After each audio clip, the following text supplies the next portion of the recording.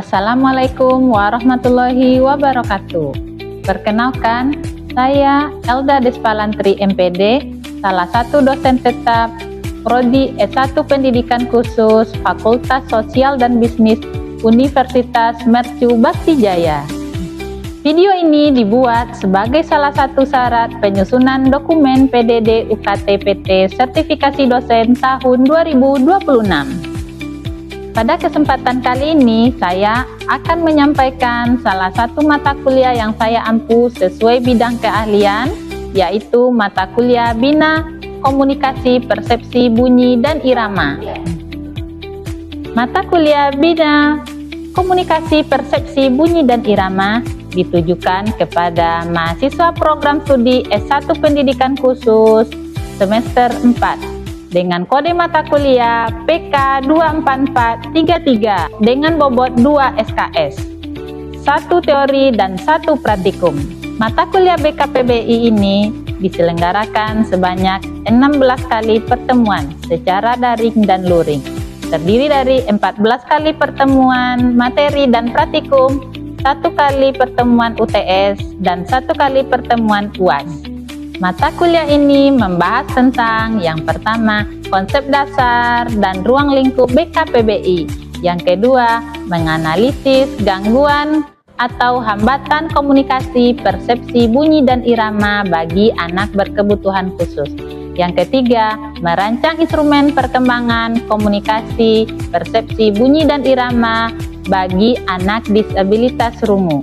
Yang keempat, melaksanakan, menilai, dan menafsirkan hasil identifikasi dan asesmen untuk pengembangan program BKPBI. Yang kelima, mampu menyusun program BKPBI untuk anak disabilitas rungu berdasarkan hasil asesmen. Adapun program yang akan disimulasikan terdiri dari yang pertama, teknik deteksi bunyi, yang kedua, teknik diskriminasi bunyi, yang ketiga, teknik identifikasi bunyi, yang keempat, teknik pemahaman bunyi, dan yang kelima, teknik irama. Mata kuliah BKPBI ini memiliki 3 capaian pembelajaran lulusan atau CPL. CPL yang pertama, mahasiswa mampu menguasai konsep dasar bidang studi yang meliputi matematika, bahasa, sains, sosial, keterampilan, dan olahraga, serta seni, teori, prinsip, landasan, dan fakta-fakta tentang pendidikan secara umum atau pedagogik dan pendidikan khusus ortopedagogik untuk mendukung pelaksanaan tugas mengelola kegiatan pembelajaran bagi anak berkebutuhan khusus. CPL yang kedua, mahasiswa mampu merencanakan, melaksanakan, dan mengevaluasi proses dan hasil pembelajaran untuk peserta didik. CPL yang ketiga, mahasiswa mampu mengembangkan lingkungan, sarana, dan alat pendidikan yang aksesibel bagi anak berkebutuhan khusus, teknologi adaptif atau asistif, untuk mendukung pembelajaran yang aman, nyaman, dan efektif bagi peserta didik berkebutuhan khusus. Adapun capaian pembelajaran mata kuliah BKPBI ini atau CPMK terdiri dari 5. Yang pertama, CPMK 1, mahasiswa mampu menjelaskan konsep dasar dan ruang lingkup BKPBI. CPMK yang kedua, mahasiswa mampu menganalisis gangguan atau hambatan komunikasi, persepsi, bunyi, dan irama. CPMK yang ketiga, mahasiswa mampu merancang instrumen perkembangan komunikasi, persepsi, bunyi, dan irama bagi anak disabilitas rungu. CPMK yang keempat, mahasiswa mampu melaksanakan, menilai, dan menafsirkan hasil identifikasi dan asesmen untuk pengembangan program Bina Persepsi Bunyi dan Irama. Ya, CPMK yang kelima, mahasiswa mampu menyusun program komunikasi, persepsi, bunyi, dan irama bagi peserta didik disabilitas rungu. 3 komponen pembelajaran pada mata kuliah ini terdiri dari delivery, interaction, dan assessment. Untuk delivery, materi pembelajaran saya dapat diunduh pada aplikasi EdLink yang bisa diakses oleh mahasiswa Prodi S1 Pendidikan Khusus melalui sistem informasi akademik yang bertujuan untuk menambah pemahaman. Materi pembelajaran saya atau perkuliahan saya didukung dengan video, kuis interaktif, serta semua media presentasi melalui Canva dan PowerPoint. Metode pembelajaran pada mata kuliah BKPB ini menggunakan Student Centered Learning, meliputi Discovery Learning, Role Play, Case Study, presentasi kelompok, dan praktikum. Sedangkan referensi yang saya gunakan pada mata kuliah ini yaitu menggunakan buku dan jurnal. Untuk buku berkaitan tentang pengembangan program BKPBI di karangan Hermawati T. dan kawan-kawan, serta jurnal bereputasi yang berkaitan tentang Bina Komunikasi, Persepsi, Bunyi, dan Irama. Asesmen atau sistem penilaian pada mata kuliah ini terdiri dari tugas 15%, case study 20%, praktik 30%, UTS 15%, dan UAS 20%. Dah. Assalamualaikum warahmatullahi wabarakatuh.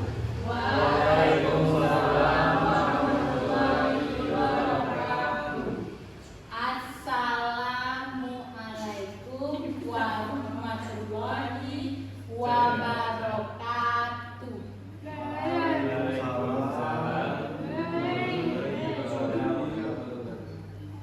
Selamat pagi semuanya. Apa kabar hari ini? Bagus.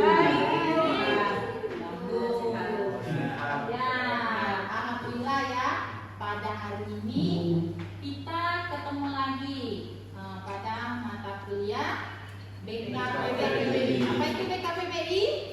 Bina Komunikasi, Persepsi Bunyi, dan Irama. Ya, bagus. Ya, minggu kemarin kita sudah masuk ya pertemuan pertama, bahwa pada hari ini adalah pertemuan kedua. Pertemuan pertama kemarin tentang apa materi kita? Siapa yang masih ingat?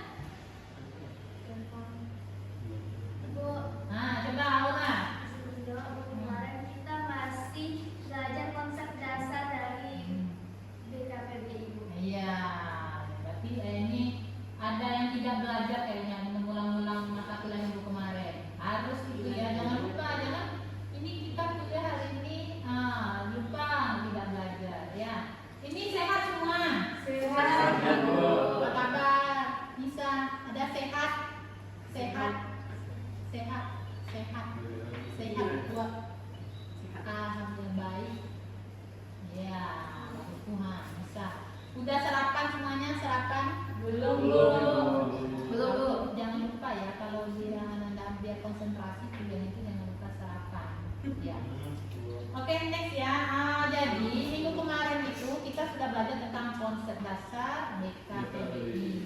Jadi BKPBI apa katakan tadi? Bina Komunikasi, Persepsi, dan Irama. Nah, tujuan BKPBI ini sasarannya siapa? Anak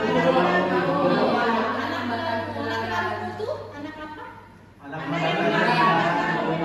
Kenalan ya. Nih, ada teman kita kan ada ya. Disabilitas umum siapa? Nisa. Nanti bisa belajar bahasa isyarat dengan Nisa. Ya.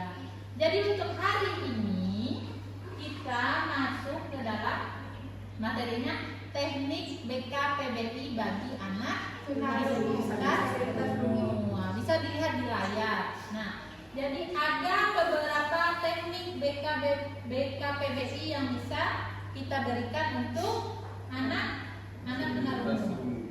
Apa yang pertama? Deteksi bunyi. Teknik deteksi. Ya, yang pertama apa? Teknik Deteksi. ya, teknik deteksi bunyi. Apa itu teknik deteksi bunyi? Untuk menyadari ada Iya, jadi untuk menyadari ada atau tidak adanya suara atau bunyi. Kan anak tunarungu itu kan dia memang mengalami hambatan pendengaran. Nah, jadi kita tetap mengajarkan bagaimana itu anak tersebut bisa sadar akan adanya suara-suara di lingkungan sekitar. Kan disabilitas umum ada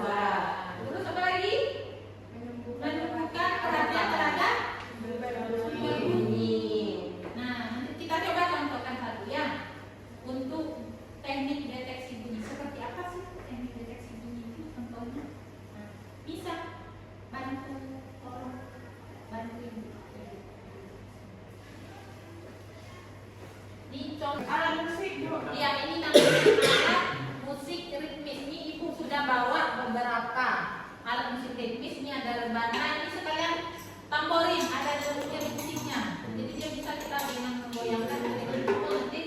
Terus ada satu drum. Ini semua media ini bisa kita lakukan deteksi terhadap anak tunarungu. Nah, misalnya siswa kita peserta didik, jadi kita cobakan kepada Nisa ya. Pertama kita coba dengan jarak yang agak jauh dulu, lebih kurang 3 meter dulu ya. Coba kita hitung. Nisa coba berdiri di sini. Coba lihat dulu, Nisa. Kita ini dulu ya untuk deteksi bunyinya, suara, ada suara atau tidak. Iya. Ini tidak. Oke. Jadi putar. Ya. Dengan jarak yang pertama jaraknya yang kita atur jaraknya dulu. Kira-kira anak ini sadar akan suara itu dengan jarak berapa? Misalnya kita anggap 3 meter dulu. Geser ke depan, aja depan. Anggap 3 meter ya, dari sini Ibu coba ya. Kita coba yang ini dulu. Yang rebana, apa namanya? Tamborin dengan rebana sekalian kita pukul. Bisa ada. Bisa. Nanti kalau ada suara, kalau dengar suara, angkat tangan, ya. Tapi kalau tidak dengar, diam. Oke? Coba kita cobakan dengan jarak yang agak jauh, lebih kurang 3 meter lah ya, ini ya, 3 meter ya.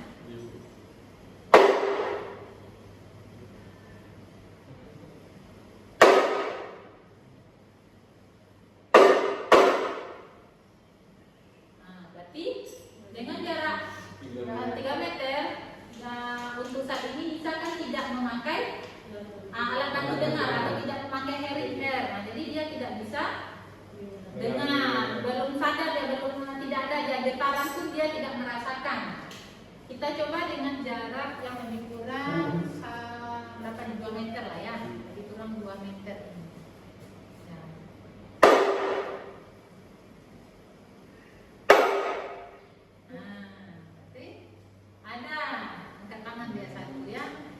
Satu lagi coba.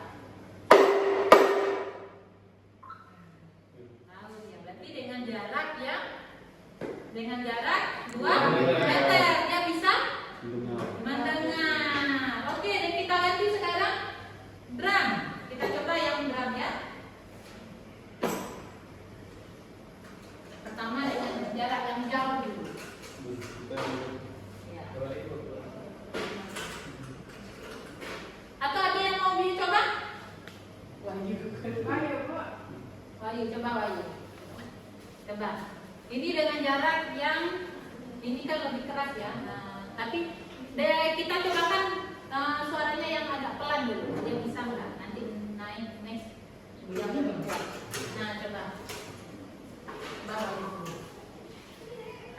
Ya, 1, 2, 3. Coba. Lebih keras lagi. Berarti getaran drum dengan getaran rebana lebih keras mana? Drum. Nah, ya berarti coba maju lagi Wahyu, maju dengan 1 meter. Pelankan suaranya, agak pelan. Coba bisa ini nggak sama, bisa kedeteksi nggak? Pelan coba dulu, dia tahu. Coba lebih pelan nggak bisa. Pelan coba. Lagi agak kuat. Nah, coba nanti lagi dengan pelan suaranya aja. Nah, coba.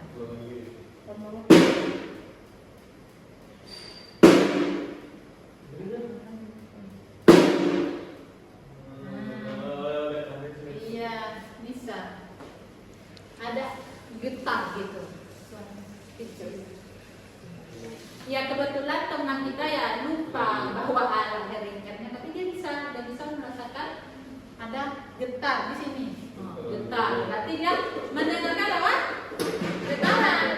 Nah, jadi ini ya alat berarti tadi dengan sederhana lebih kurang Anissa bisa mendeteksi adanya suara itu di jarak yang 2 meter. Tetapi dengan pukulan drum itu lebih kurang jarak 3 meter ya, lebih kurang 3 meter dia sudah bisa mendeteksi dengan pukulan yang agak besar. Tapi kalau ini coba, Nisa ini dengerin sing coba. Nah, Wahyu silakan duduk dulu. Ya, terima kasih Wahyu. Ya, sekarang bisa kita coba ya. Ini dengar atau enggak dengan definisi. Iya. Coba. Ini kita karena ini suaranya kecil, kita kan udah tahu nih.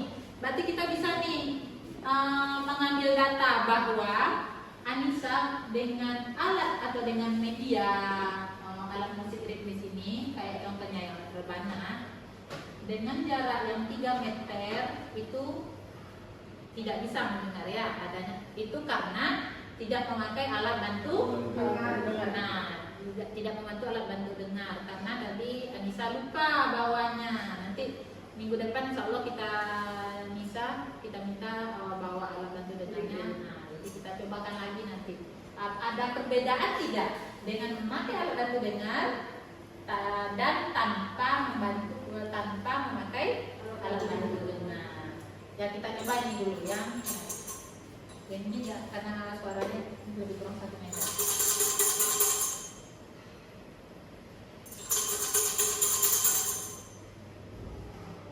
Enggak ya, karena kebetulan suara tambolinnya ya agak kecil, jadi bisa agak susah ya mendeteksi. Nisa,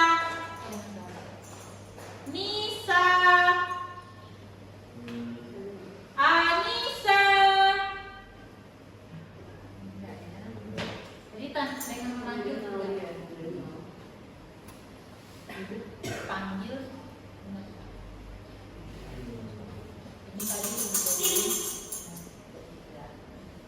Ya berarti nanti kita cobakan ya bagaimana perbedaan Anissa memakai alat bantu dengar dengan tidak memakai alat bantu dengar. Oke, terima kasih Nisa Nadia. Jadi seperti itu ya kira-kira Nanda untuk teknik deteksi bunyi. Jadi Nanda nanti mana tahu di SLB atau ada nanti tetangganya kalau mau coba ya misalnya yang belum pernah dibawa anaknya ke dokter untuk tes daerah berapa desibel secara pendengarannya berapa. Nah, kita bisa itu kita deteksi secara manual dulu, secara tradisional dulu ya. Misalnya bisa dengan dekukan, bisa dengan suara dari mulut kita panggil namanya, atau dengan media-media yang ada di sekitar kita. Dengan botol juga bisa. Botol kaca yang botol sirup itu yang kosong, misalnya kita isi air kan lumayan besar itu bunyi ketika kita pukul. Nah, sadar nggak anaknya bunyi? Ada getaran nggak? Kita coba dari jarak yang paling jauh. Nah, semakin kita dengar, semakin dekat, semakin dekat. Nah, bisa itu kita ukur. Oh, kira-kira berarti lebih kurang mungkin 1 meter dia bisa ada getaran, dia tahu dia. Ya, sampai sini ada pertanyaan dulu? Ya, kira-kira mungkin ada pertanyaan tidak? Ini apa namanya? Ponakannya bisa yang terkait ini deteksi bunyi. Ayo, cepat. Siapa? Ayo, Wahyu ada pertanyaan? Nova, ayo silakan Wahyu. Baik Ibu, ini sebelumnya Ibu. Jadi pertanyaan dari Wahyu Ibu, apakah dalam semua anak yang memiliki gangguan tunarungu dalam pendengarannya membedakan menggunakan alat yang sudah dijelaskan tadi, apakah sama Ibu jaraknya atau berbeda-beda jarak pendengarannya Ibu? Iya. Terima kasih pertanyaannya Wahyu tadi, dengar ya pertanyaan dari temannya. Apakah ini dengan media semua yang Ibu contohkan tadi itu bisa nggak sama anaknya terdeteksi dengan jarak yang sama bagi penyandang disabilitas umum? Kira-kira bagaimana? Sama nggak? Misalnya ada Nisa tunarungu, terus ada lagi misalnya si A, si B tunarungu juga. Kita lakukan tes pendengaran, tes deteksi bunyi dengan jarak yang sama, dengan media yang sama. Kira-kira kemampuan anaknya sama tidak? Tidak berbeda.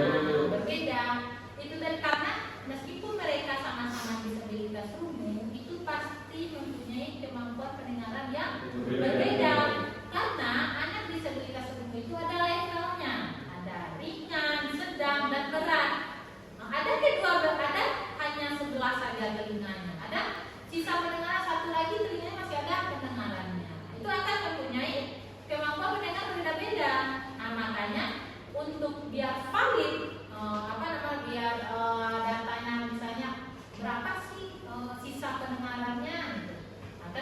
Jadi bisa kita lakukan dengan tes pendengaran itu Vera, bisa kita ke THT, dokter THT. Ada alatnya, alat untuk mengukur pendengaran itu namanya tes Vera ya. Jadi di sana akan dilakukan deteksinya itu sama, akan diukur oleh dokter THT. Nanti keluar hasilnya. Apakah dia kurang dari 60 dB atau berapa lagi sisa pendengarannya. Nanti dari sana, dari hasil pengukuran itu nanti kita mengkategorikan apakah anak tersebut masuk ke level berat, sedang, atau ringan. Dari sana nanti bisa kita lakukan program-program pembelajaran kepada anak untuk latihan-latihan yang dibutuhkan oleh penyandang disabilitas atau siswa kita. Ya, ada lagi pertanyaan? Ya, silakan Nifah. Nah, di sini Bu, ini tadi kan kita juga udah tes selesai Bu, tapi misalnya lagi nggak bawa alat bantu dengar. Nah, jadi Bu sebenarnya kita melatih anak ini dia belum bagusnya pakai alat bantu dengar atau enggak Ibu? Soalnya kan kadang kalau mereka pakai alat bantu dengar terus tuh kata mereka sakit Bu. Jadi kalau kita ajarin pas pakai alat bantu dengar itu mereka dengar aja Bu. Jadi kita bagusnya ngajarin tanpa alat bantu dengar gimana? Ya, sebenarnya dua-duanya juga bisa ya, kan tujuan kita kan deteksi ini kan untuk memperkenalkan ya kepada anak itu bahwa ada suara. Kita untuk mengukur anak itu sadar nggak akan keberadaan suara atau ini. Kalau dia pakai bantalan mendengar itu semakin bagus lah, justru untuk membantu dia lebih untuk mendengar lingkungan suara-suara yang dikeluarkan oleh lingkungan sekitar.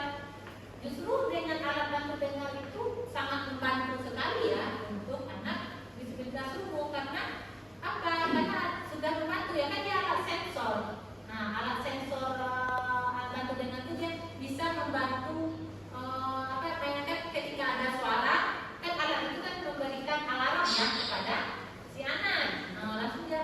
Jadi makanya ketika anak sebelum memakai ABD dan setelah memakai ABD itu ada latihan mendengar namanya. Apalagi anak yang memakai cochlear implant, yang ditanamkan di dalam otak itu, biasanya setelah memakai itu dia ada latihan mendengar. Jadi ada terapinya. Dengan seperti itu dia nanti akan beradaptasi dengan alat tersebut dulu. Jadi ketika anak dia akan berbeda tuh, anak sebelum menggunakan ABD dan setelah menggunakan ABD itu perlu beradaptasi dulu, ada latihan khususnya, latihan mendengar. Jadi salah satunya itu dengan cara itu kita deteksi latihan, kita latihan sederhana ya untuk latihan mendengarnya dengan alat-alat musik. Oke, ada lagi pertanyaannya? Jadi ya kira-kira seperti itu ya. Contoh salah satu teknik deteksi bunyi, teknik BKPBI yang bisa kita ajarkan kepada peserta didik tunarungu atau anak gangguan pendengaran. Mungkin karena jam sudah menunjukkan jam 11:30. Jadi untuk sebelum Ibu mengakhiri perkuliahan kita hari ini, jadi untuk tugas kita minggu depan, tadi Ibu kan sudah memperkenalkan itu salah satu teknik BKPBI, yaitu teknik deteksi bunyi. Jadi masing-masing Anda silakan buatkan program atau latihan untuk anak tunarungu dalam kegiatan deteksi bunyi. Boleh menggunakan media apapun. Misalnya tadi Ibu contohkan menggunakan botol yang berisi air. Jadi silakan anak-anak buatkan program PPI-nya untuk deteksi bunyi. Minggu depan kita presentasikan, kita cobakan. Kita dibantu dengan Nisa. Ayo Nisa, coba lihat dulu. Nanti di rumah bikin